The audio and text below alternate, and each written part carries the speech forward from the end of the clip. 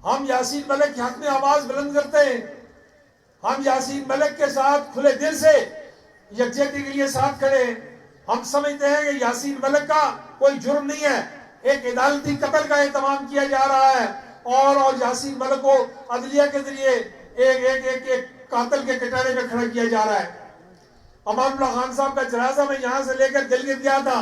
ہمارے روزہ رکھ کے ہمیں کوئی بخل کی بات نہیں ہے، لیکن نہ علاقے پاکستان کے نعرے کی آڑ میں اور نہ کشمیر بنیا خود مختار نعرے کی آڑ میں کوئی نظریاتی تخریب کاری کے ہم مکمل نہیں ہو سکتے. میں بالکل آپ کے ساتھ کھڑا ہوں. میں زور دے کر کہتا ہوں حکومت پاکستان سے کہ آزاد کشمیر میں آٹے کا معاملہ حل کریں، ٹھیک کریں. آزاد کشمیر کے لوگ پریشان ہیں، اس معاملے میں حکومت اپنی ذمہ داری پوری کرے. میں زور دے کر کہتا ہوں کہ بجلی کا بحران حل کریں، ٹھیک کریں اور بجلی پر زائد ٹیکس معاف کریں، کم کریں. وزیر اعظم آزاد کشمیر نے کچھ اقدامات کیے بھی ہیں، لیکن اس کا یہ مطلب نہیں ہے کہ میں ساتھ یہ کہوں کہ پاکستان کا جھنڈا نہیں لہرایا جا سکتا. ذرا جھنڈے اوپر کریں پاکستان کے، دیکھیں کیسے لہراتے. یہ جھنڈا بھی پاکستان کا جھنڈا ہے.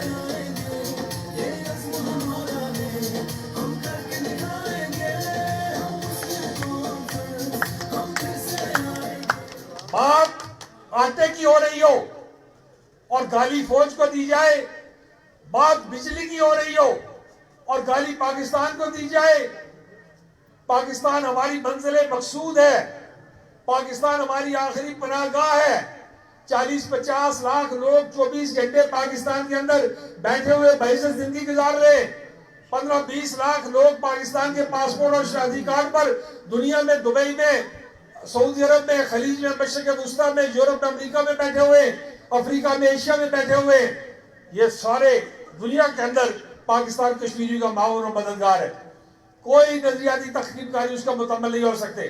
اور یہ بات یاد رکھیں، آپ یوم شہداء جموں مناتے ہیں، یہاں ہمارے لوگ بیٹھے ہوئے ہیں، تو یہاں مستری عطا محمد نے دیکھا کہ اس کی جوان بچیاں ہیں اور ان بچیوں نے باپ سے کہا کہ بابا یہ آپ کے سامنے ہماری آبرو پامال کریں گے، آپ اپنے ہاتھ سے ہمیں مار دیں اور ہماری گردن کاٹ دیں.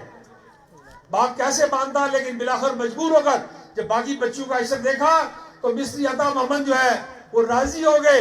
انہوں نے ایک بچی کو ذبح کیا، دوسری بچی کو ذبح کیا اور تیسری 16 سال کی بچی کو ذبح کیا.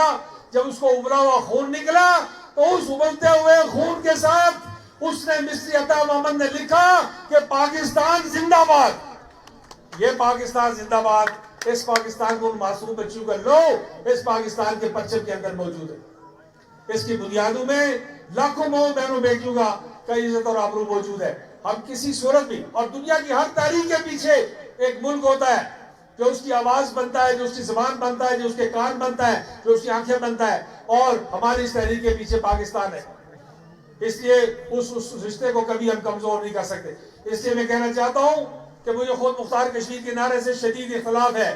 میں نظریاتی اور فکری طور پر کشمیر بنے گا پاکستان کا آدمی ہوں، لیکن میں یہ کہنا چاہتا ہوں کہ آپ کو حق کہ آپ کشمیر بنے گا خود مختار کا نعرہ لگائیں، آپ کو آزادی آپ نعرہ لگائیں، لیکن اسی طرح لگائیں جس طرح امان اللہ خان صاحب نے لگایا، اسی طرح لگائیں جس طرح یاسین ملک صاحب نے لگایا.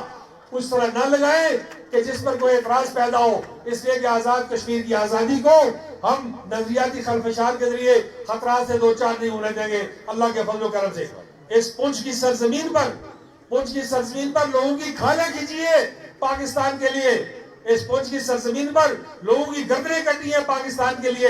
اس پنچ کی سرزمین پر قرارداد علاقے پاکستان غازی ملت کے گھر میں پاس ہوئی. اس پنچ کی سرزمین پر نیلا پہاڑ کی چوٹی واقع ہے اور اس پنچ کی سرزمین کو کچھ لوگ اپنا نشانہ بنانا چاہتے ہیں. ہم اس کے مکمل نہیں ہو سکتے.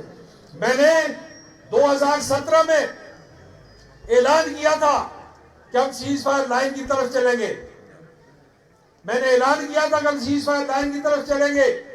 اگر بروقت میری بات مانی جاتی تو 2019 کے 5 اگست کے واقعات میں شاید تاخیر ہوتی یا ٹل جاتے.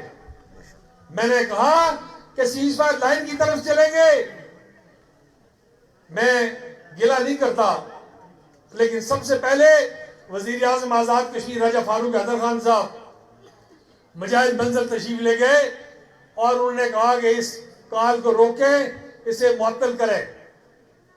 اس کے بعد پھر باقی لوگوں نے بھی آر پار سے ہمارے لوگوں نے رہنماؤں نے مجھے یہی مشورہ دیا کہ ہم سارے مل کر, سید صلاح الدین صاحب نے بھی یہی بات کی, باقی عوام نے بھی یہی بات کی, آزاد کشمیر کے لوگ بیرسٹر سلطان محمود صاحب نے اور تراوی صاحب نے بھی یہی بات کی, سب نے یہی کہا تو مجھے وہ کار روکنا پڑی.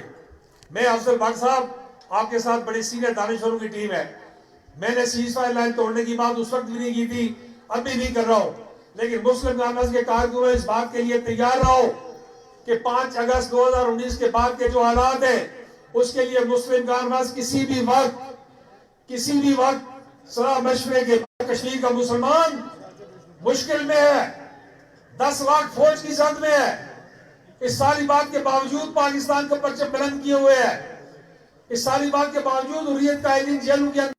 ہم کوئی لا اینڈ آرڈر کا مسئلہ نہیں پیدا کرنا چاہتے, ہم باقی جماعتوں سے مشورہ کریں گے. میں کوشش کروں گا کہ آل پارٹیز کانفرنس بلائے, مسلم کانفرنس, اس میں مشورہ کریں اور ہم یکجہتی کے لیے سری نگر کی طرف چلیں.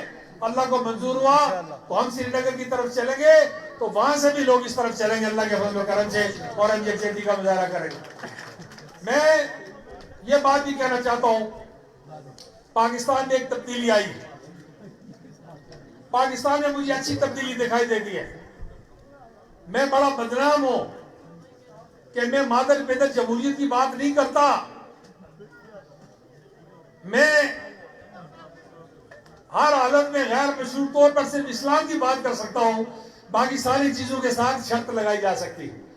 اسی لیے میں ملٹری ڈیموکریسی کی بات کرتا ہوں. خارجہ اس دفعہ کا وزیر دفاع, اس دفعہ کا وزیر داخلہ اور اس دفعہ کا وزیر خزانہ اللہ کے فضل سے میری معلومات کے مطابق 100% میڈ ان پاکستان ہے. یہ بہت بڑا کریڈٹ ہے پاکستان کے موجودہ نظام کا. اور پھر رائے ثاقب وزیر صاحب نے حوالہ دیا آرمی چیف کی تقاریر کا, میں اس پر کوئی زیادہ بات نہیں کرنا چاہتا, لیکن ایک بات میں کہنا چاہتا ہوں کہ سیاسی اعتبار سے پاکستان کی حکومتوں کے پاس کوئی کشمیر پالیسی موجود نہیں ہے, کوئی قومی کشمیر پالیسی موجود نہیں ہے. قومی کشمیر پالیسی تشکیل دی جانی چاہیے, سارے سٹیک ہولڈرز کو ساتھ بٹھا کے, حریت کانفرنس کو ساتھ بٹھا کے, آزاد کشمیر اور جی بی کی قیادت کو ساتھ بٹھا کے, مہاجر نمائندوں کو ساتھ بٹھا کے, کشمیری تارکین وطن کے نمائندوں کو ساتھ بٹھا کے, پاکستان کے سٹیک ہولڈرز کو ساتھ بٹھا کے ایک قومی کشمیر پالیسی تشکیل دی جانی چاہیے. البتہ اس پریشانی کی حالت میں چیف آف آرمی اسٹاف کی تقاریر, جنرل عاصم منیر کی جو تقاریر ہے وہ تقاریر بہت حوصلہ افزا ہے. جو انہوں نے کاکول میں 2-3 تقاریر کی ہے, انہوں نے کشمیر کی بات کی ہے, حق خود ارادیت کی بات کی ہے, استصواب رائے کی بات کی ہے, ہندوستان کے مظالم کی بات کی ہے, پاکستان کے کردار کی بات کی ہے, اقوام متحدہ کی قراردادوں کی بات کی ہے. میں انہیں مبارکباد پیش کرتا ہوں, خراج تحسین پیش کرتا ہوں, لیکن ساتھ ہی یہ بات کہنا چاہتا ہوں کہ اپنی پالیسی میں ایک اور بات شامل کرے کہ پاکستان کے دشمن اور پاکستان کے مخالفین آسان راستہ تلاش کرتے ہیں. اب وہ اپنے ایجنٹ نہیں پیدا کرتے, اب وہ پاکستان کے اندر سے پاکستان کے مخالفوں کو تلاش کرتے ہیں اور ان سب کو اکٹھا کرتے ہیں. میں آپ سے کہنا چاہتا ہوں کہ اگر پاکستان کے مخالفین پاکستان کے اندرونی دشمنوں کو اکٹھا کر کے پاکستان کو غیر مستحکم کرنا چاہتے ہیں تو آپ آزاد کشمیر اور جی بی سے لے کے پاکستان تک پاکستان کی بے وطن قوتوں کو اکٹھا کرنے کے لیے کام کریں. بذات خود بہت بڑی طاقت بن جائے گی, بہت بڑی قوت بن جائے گی. کہ سارے لوگ آج مسلح بازی پاکستان کا نعرہ ہم شوق سے لگاتے ہیں, اللہ کا شکر ہے, اس لیے کہ ہم اسے قومی فوج سمجھتے ہیں, ہم اسے شہداء کی فوج سمجھتے ہیں, غازی اور مجاہدوں کی فوج سمجھتے ہیں. آزاد کشمیر کی آرمی باغ بریگیڈ جو ہے نوجوانوں, اس کا نام فوج میں قیوم بریگیڈ لکھا ہوا ہے اللہ کے فضل و کرم سے فوج کی کتابوں میں. اس لیے ہم جو ہے اس